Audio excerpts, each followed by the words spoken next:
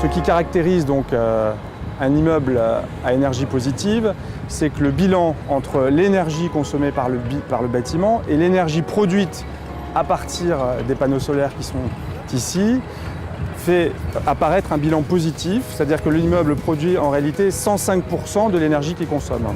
Une architecture bioclimatique comme celle-ci a une composition architecturale différente en fonction des façades. Sur la façade ouest, on a donc une rangée de bambous qui constitue une protection solaire. De la même façon, une casquette en toiture apporte une protection solaire sur l'étage le plus élevé.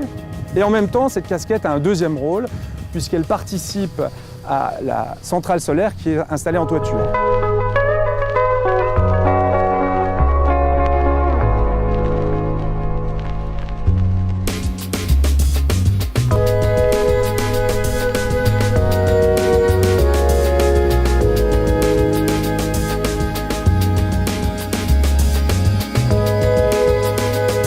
Cet écran, en fait, c'est le tableau de bord de l'immeuble.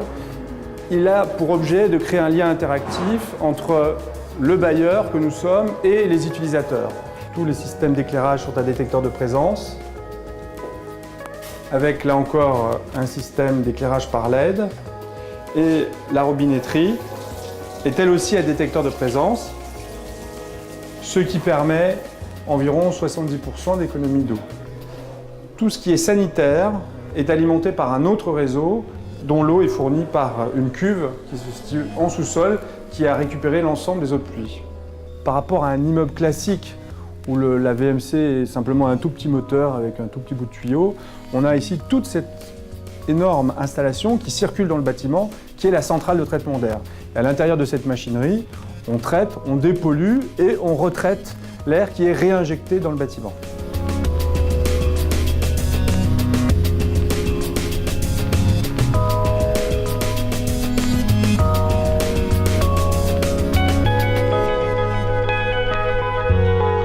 Les boîtes privées qui ont envie de mettre en place ce type d'installation savent qu'ici ils sont bien accueillis, que nous allons avoir le très haut débit bientôt, que la qualité de vie est exceptionnelle et de ce fait ils ont tous tendance à venir sur ce territoire. Nous on est là pour leur faciliter les choses. Il est bon aussi que les entreprises européennes, les entreprises françaises, les entreprises du Pays d'Aix prennent à travers cet exemple, prennent la dimension de leur responsabilité à travers l'application de la norme ISO 14000 qui permet de mesurer l'impact d'une production sur l'environnement.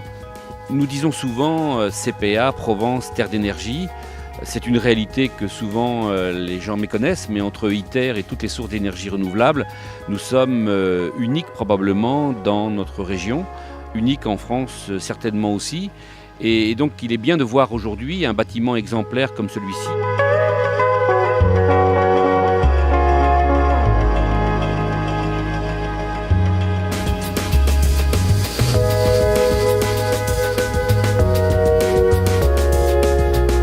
Le fait de travailler dans un immeuble qu'on sait à énergie positive peut apporter effectivement un confort supplémentaire et puis un état d'esprit, on va dire, reposé pour à la fois les salariés d'Orsis, mais aussi tous les clients que nous allons recevoir dans cet établissement. L'intérêt pour nous d'être dans un bâtiment à énergie positive, c'est que justement Groupe Arnoul, qui appartient au groupe Legrand, fabrique aussi des produits pour faire des économies d'énergie. On a une politique chez Oracle au niveau de la corporation, au niveau mondial, et qu'on reproduit bien entendu au niveau français, qui est vraiment d'être très respectueux de l'environnement et de mettre en place dans nos locaux, dans nos différentes filiales, une politique de respect de l'environnement très stricte et qui est suivie par l'ensemble des employés. La stratégie de Cityway, c'est l'économie de CO2, donc à la fois pour des conseils à nos clients pour réduire leurs émissions de gaz à effet de serre et en interne à l'entreprise pour inciter les salariés également à faire de l'autopartage et l'entreprise elle-même